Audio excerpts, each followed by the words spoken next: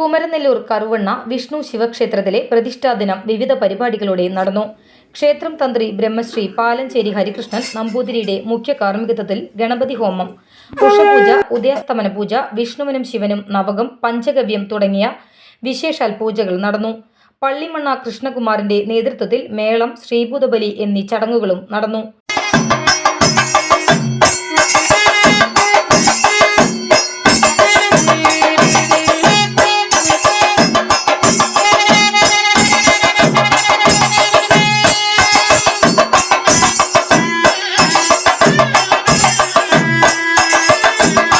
കറുവണ്ണ ക്ഷേത്രം നാമജപ സംഘത്തിന്റെ നേതൃത്വത്തിൽ വിഷ്ണു സഹസ്രനാമ പാരായണം, ഭജന എന്നിവ നടന്നു. ക്ഷേത്രം മേൽശാന്തി അനൂപ് കുട്ടഞ്ചേരി നിത്യദാന പൂജകൾക്ക് കാർമ്മികത്വം വഹിച്ചു.